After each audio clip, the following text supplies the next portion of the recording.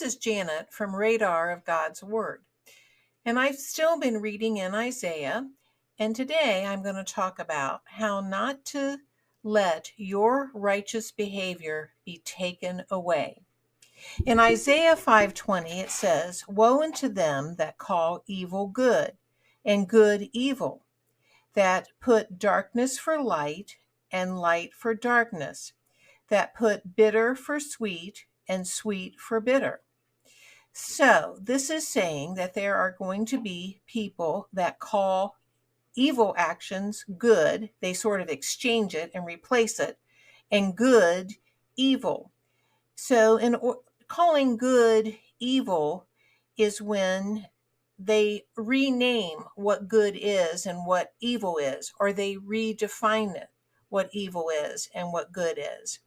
And remember, we said that even when you become born again, you receive the second birth from Jesus, and you believe and receive, and you get this second birth, and you are this new creation, that even people that you used to hang around with will start to call the new you evil.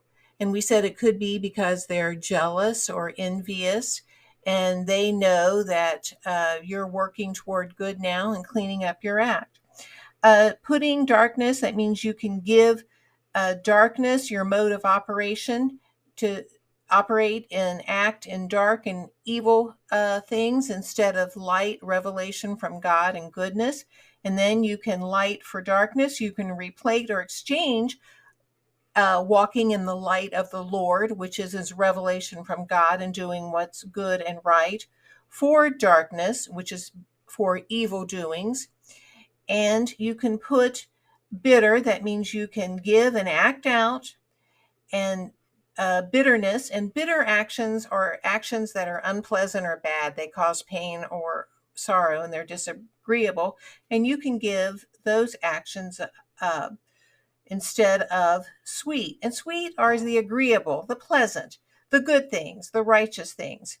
And you can replace the sweet for bitter. Then in Isaiah 5:23 it says, "Which justify the wicked for reward."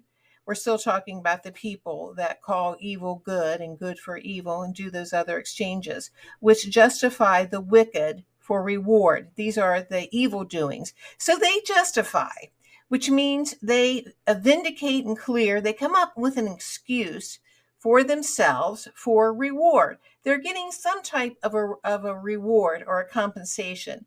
And this reward could be just being accepted as being part of the group, getting favor, getting some fame, maybe some money or wealth, or just basically wanting to please people to be accepted instead of wanting to please God and his ways and be rewarded by God and get his blessings.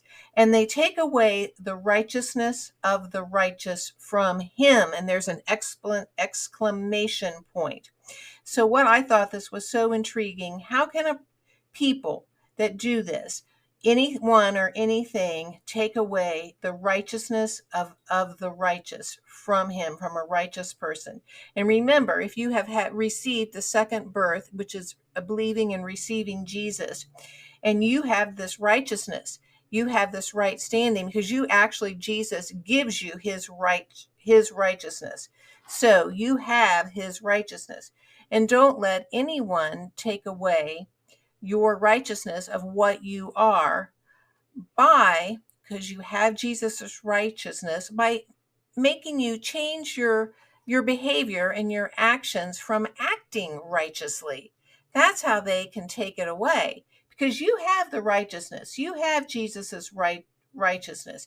But how can someone take it away from influencing you and making you or acting, causing you to behave and act unrighteously? That's how they can take it away. So how can they do that? There's two ways. You can become captive by the effects of their behavior on you. And how do you become captive by their behaviors? Because if they treat you, if they abuse you or hurt you or wound you in any way, you are going to get effects from their behavior. And these effects on you are going to cause you to have idols and little g gods and these evil spirits. And it's going to be the effect from their actions, the way they treated you and their behavior. And you can get these little g gods like resentment, anger, vengeance, unforgiveness, bitterness, self-pity, depression, oppression, anxiety. Or you can become a prisoner by your own behavior. And your own behavior is you have not set boundaries, and you have lust, and you're being enticed by these lusts. You're being tempted by not setting boundaries, and you're being enticed, which means you're being lured and drawn in. And once it's conceived, as James 1:14 through 15 says, once it's conceived, you've gone and you've done it. You've joined together with it. And when you join together with anything, it's no longer alone. If you left it alone, it'd be dead. It's no longer alone. So you have given it life, and you have conceived. And the result and the consequence is going to be sin and death. And remember that you have this power in you. When you have had the second birth, you are this new creation. You have believed and received Jesus. You have this new power in you that you can behave and act righteously. And if you don't, you're giving people a lot of power.